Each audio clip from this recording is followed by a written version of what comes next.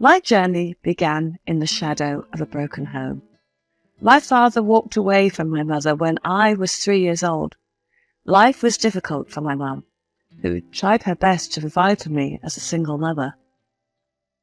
I am Martha, and this is my story of how betrayal altered the path of my life forever. I was quite young when I met John, who had everything that I wanted in a partner. He possessed a warmth that could charm anyone, and a caring nature that made every problem seem manageable. Soon, I fell in love with him, but I was unaware that while I was dreaming about my bright future, a storm was brewing for me. Jenny, my sister-in-law, seemed hell-bent on tearing down everything I held dear. Jenny was also disrespectful and acted like she was better than me, just because I came from a humble background. She married a man named Mark, who was much older than her, only for his money, and soon she wanted to leave him. Jenny was always disrespectful to her family, including her parents and her brother. I always saw her bullying her mother for her dementia, talking behind her father's back for not letting her party all night, and fighting with her brother whenever she was jealous of him. John told me that she was really spoiled by their dad, who gave her whatever she wanted ever since she was a kid. He treated her like a princess, which could have been adorable, but it became the reason why she never really grew up. It was as if Jenny had everything that I'd wished for. I must admit, I always dreamed of having a lovely family. Growing up in a single-parent household without any siblings was tough.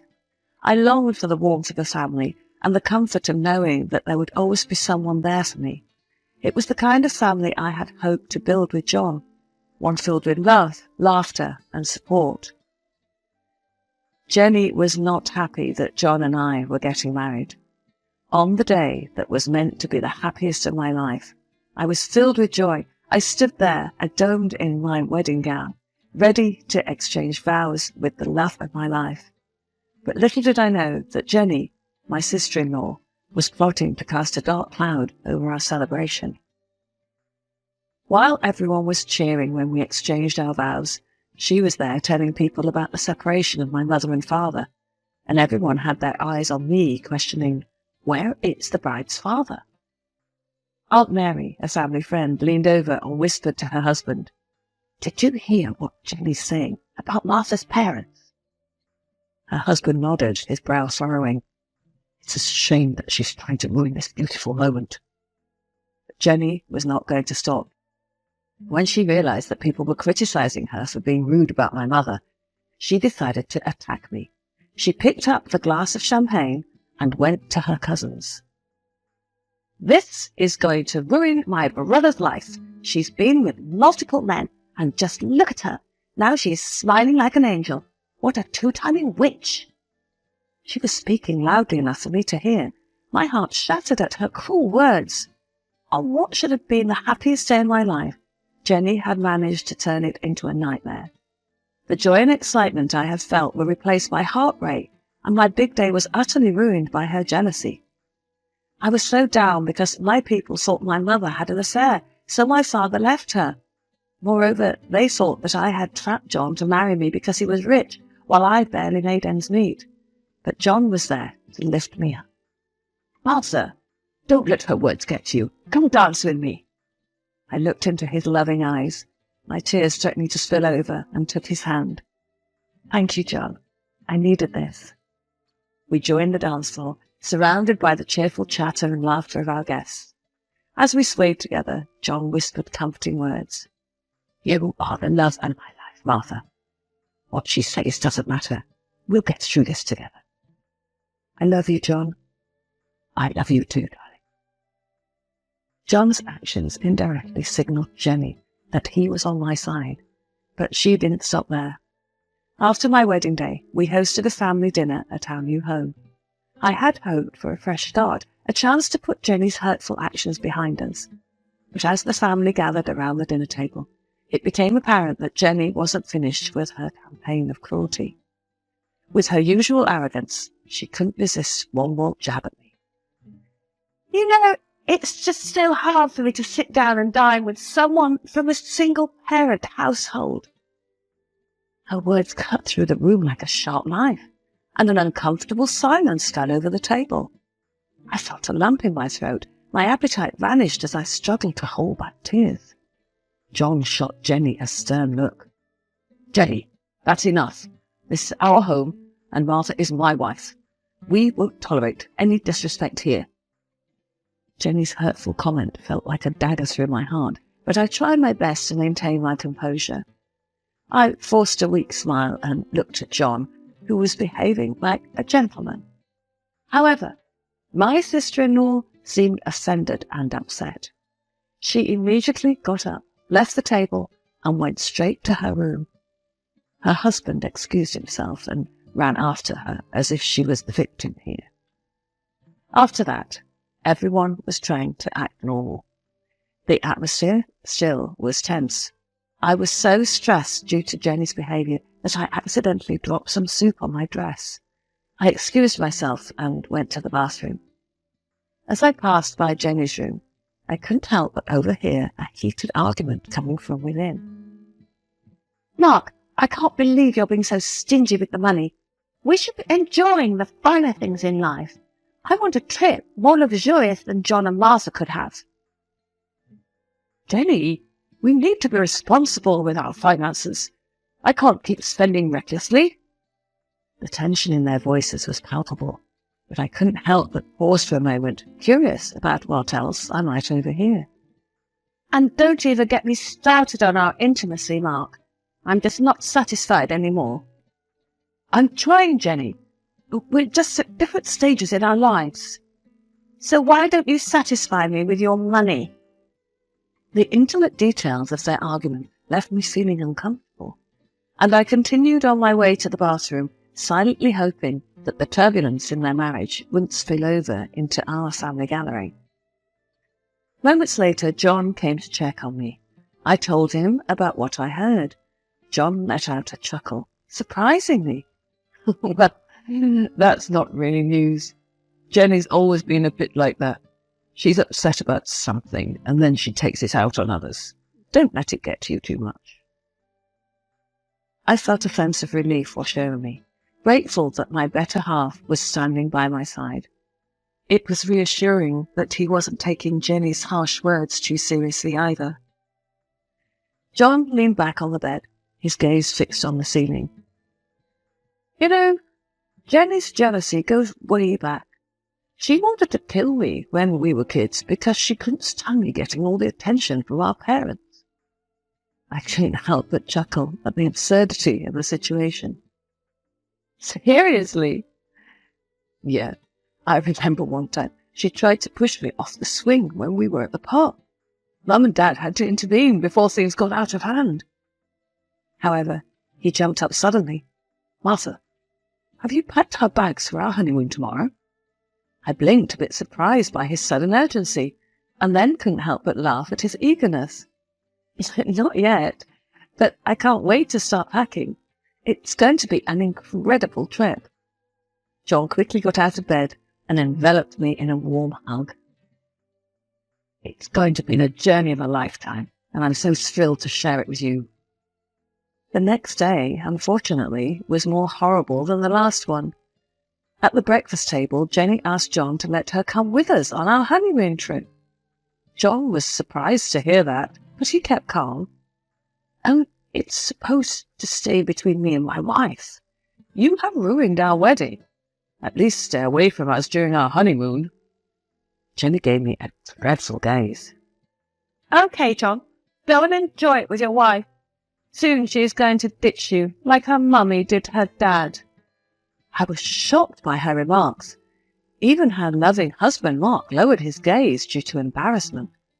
But apparently, Jenny knew nothing about politeness. I was going to say something, but then I stopped myself. I realized I was better than to engage with her. So I got up and left. John followed me, and the rest of the family stayed quiet in discomfort. We left for our honeymoon with hearts full of hope and excitement. For the next 2 weeks, we swam in crystal clear waters, explored lush jungles, and shared intimate moments under the starry night sky. It was a dream come true for me. For a short time, life was perfect. There was no Jenny to ruin our joy. But when we returned home, I couldn't have anticipated the storm that awaited me. Jenny had spread new rumours during our absence, accusing me of having a boyfriend before John and being a drug addict. She even had so-called proof. Apparently, she had brought home a man who claimed to be my ex and had financially supported me. Of course, I was shocked, to say the least. There was no such ex in my life. Jenny's mean lies felt like a really heavy load on my heart. It was like my happy world from our honeymoon turned all dark because of her. She kept on talking behind my back, and it made me feel like I was going crazy. I couldn't sleep.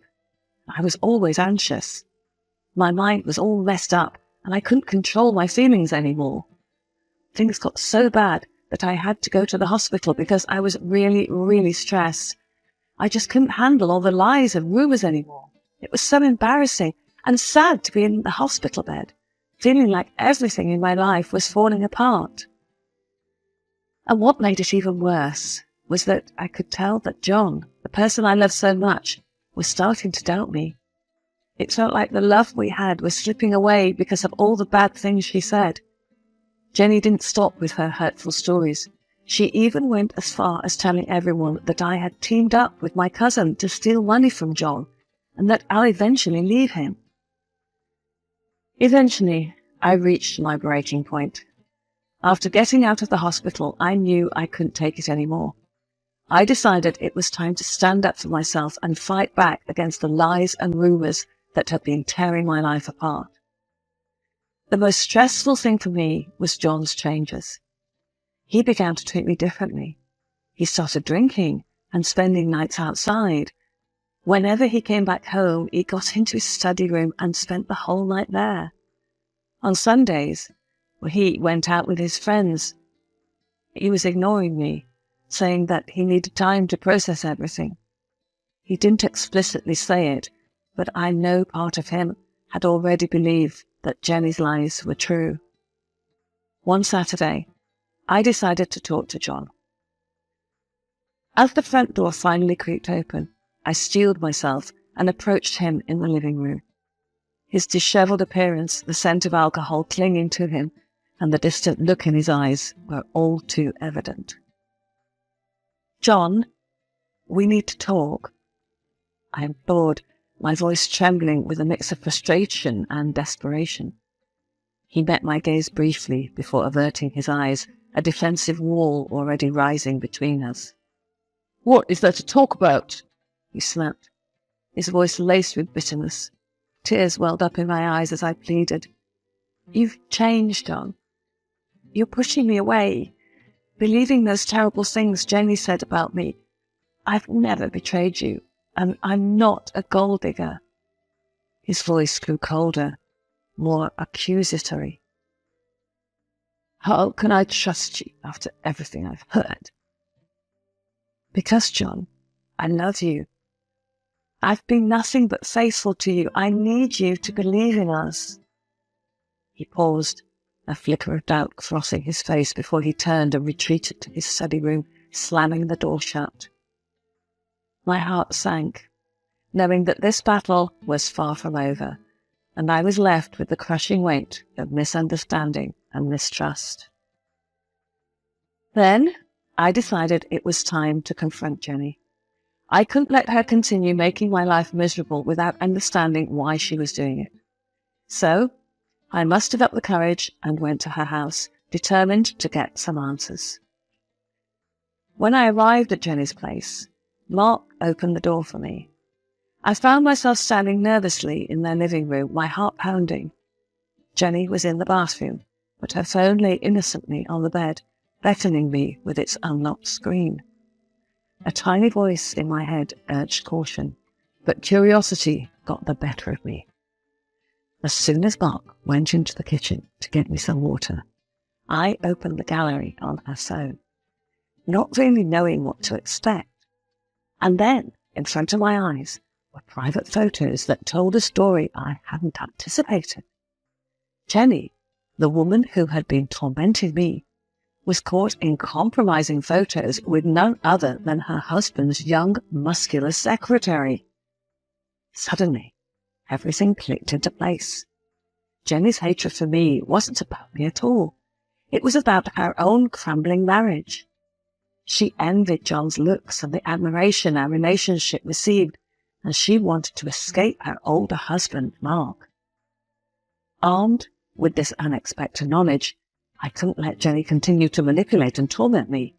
It was time to expose her for who she truly was. I quickly took a screenshot on Jenny's phone, sent it to myself, and deleted it from her phone. Then, I put her phone back in its place. Moments later, I excused myself and went home, leaving a confused Mark with a cup of water in his hands. So, I gathered my evidence and prepared for a showdown. Mark deserved to know the truth about his unfaithful wife. That weekend, I hosted a small gathering with all of our friends and family. Of course, Jenny and Mark were invited. In the middle of the meal, I checked my phone and pretended to be shocked. Then I looked at Jenny and asked her, "Jenny, what did you just send me?" Everyone turned their attention to me. I turned my screen to them, revealing the photo for everyone to see. Jenny's face turned ashen as she finally understood what was happening. "Jenny, care to explain these photos? Did you just accidentally airdrop these photos to me?" "Wait, what? I can explain. It's not what it looks like." She turned to Mark and started to whimper. Mark snatched the phone out of my hands and stared at it for the longest time. Mark, please listen. I don't know what it's there." "Jenny, how could you do this to me? With my own secretary?" "Mark, it was a mistake, a terrible mistake. I didn't mean for it to happen." Now Mark was red with anger. He called his secretary on the phone to make everything clear. The whole family was there to witness, but no one dared to say anything. To my surprise, it wasn't long before the truth spilled out. "I had no choice. She threatened to ruin my career if I didn't comply. It's all true. She had me trapped, but I can't lie anymore." Mark's anger simmered, and he decided that he'd had enough of the lies and betrayal. "That's it, Jenny. I want a divorce. I can't live with someone who would stoop so low." Mark immediately left the family gathering. One by one, people began to leave too, while Jenny started going hysterical. She begged for everyone's forgiveness, and when she saw that nobody was buying her lies anymore, she turned to me.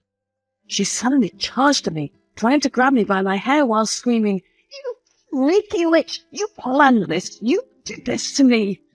Of course, John didn't wait 1 second to get her away from me. It was really hectic, but thanks to him, I was safe. He had to physically remove her from our home and eventually call the police on her. The aftermath was ugly.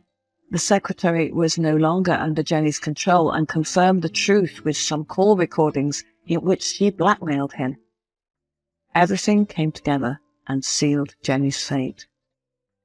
Now it was John's turn to see her true colours. He finally left her a voice message. "I can't have a sister who is such a cheater and a liar. I am cutting all my ties with you. Goodbye." He hugged me right there, and both of us were in tears. He held my hand and apologized to me. As the dust settled, I couldn't help but feel a strange sense of peace. In the end, it wasn't just me who benefited from the truth coming to light. It was Mark, who can now move on from a toxic marriage. And it was John and his family who could finally see Jenny for who she really was. What did you think about my story? Would you have done the same? Let me know in the comment section.